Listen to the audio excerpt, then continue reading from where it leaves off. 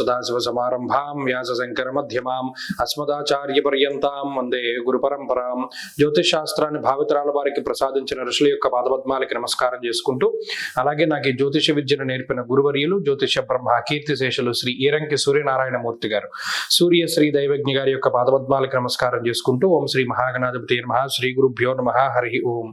వీక్షకులందరికీ నమస్కారం. కన్యా రాశి వారికి ఈ వారం అద్భుతమైనటువంటి వారము, చాలా యోగదాయకమైనటువంటి వారము. కారణం ఏంటి అంటే షష్ఠ రవి, షష్ఠ రాహు, షష్ఠ కుజుడు, షష్ఠ బుధుడు, చంద్రుడు సప్తమ స్థానంలో బలీయంగా ఉండడం. అంటే మామూలు గ్రహాలు యోగించడం వేరు, క్రూరమైనటువంటి గ్రహాలు యోగించడం వేరు. క్రూరో బలీ చేదృతే అన్నది శాస్త్రం. అంటే వారు యోగిస్తే అంత బలీయంగా శుభ ఫలితాలని ఇస్తారు. ముఖ్యంగా షష్ఠ స్థానము రోగ రుణ శత్రు సంబంధమైనటువంటి స్థానము. షష్ఠేరవౌ సుసౌఖ్యాదిన్ యత్ర కార్యార్థ సాధనం.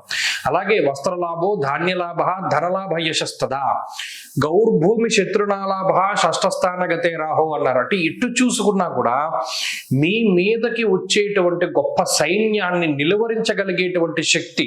మీరు చూడండి, ఎక్కడో కథల్లో చదువుతూ ఉంటారు, ఒక్కడే వెళ్ళి ఇంతమందిని ఎదుర్కొన్నాడు, లేదా ఒక్కడే నుంచి ఇంతమందిని సంహరించాడు అనేటువంటి మాటలు. ఇది ఈ సమయంలో మీకు యాప్ట్గా పనిచేస్తుంది.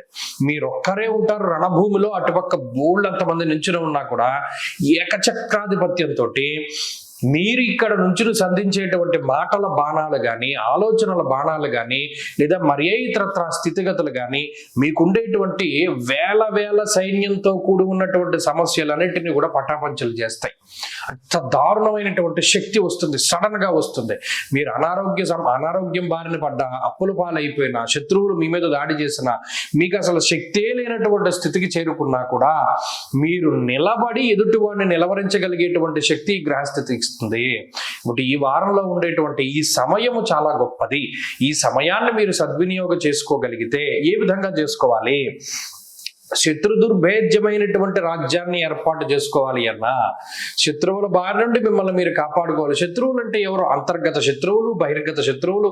ఉద్యోగంలోనూ వ్యాపారంలోనూ మీకు వ్యతిరేకంగా ఉండేటువంటి వారు, వారందరినీ నిలువరించగలుగుతారు, వారందరి మీద విజయాన్ని సాధించగలుగుతారు మీ ఆలోచనల వల్ల. అలాగే ఆరోగ్యం పొందగలుగుతారు, అలాగే రుణ బాధల్ని తగ్గించుకోగలుగుతారు. ఇలా వీటికి సంబంధించి ఏ చిన్న పని మీరు మొదలుపెట్టినా అద్భుతంగా మీకు ఫలితం వస్తుంది. ఉద్యోగ వ్యాపార రంగాల్లోనూ, మీకు సంబంధించినటువంటి వృత్తి ప్రవృత్తుల్లోనూ ఏదైనా సరే అద్భుతమైనటువంటి ఫలితాన్ని మీరు పొందగలుగుతారు. ఈ వారంలో అద్భుతమైనటువంటి ఫలితాలు ఉన్నాయి. మరిన్ని శుభ ఫలితాల కోసం ఈ వారంలో ప్రత్యేకించి విష్ణు సహస్రనామ స్తోత్రాన్ని పఠిస్తూ ఉండడం చెప్పదగినటువంటి సూచన.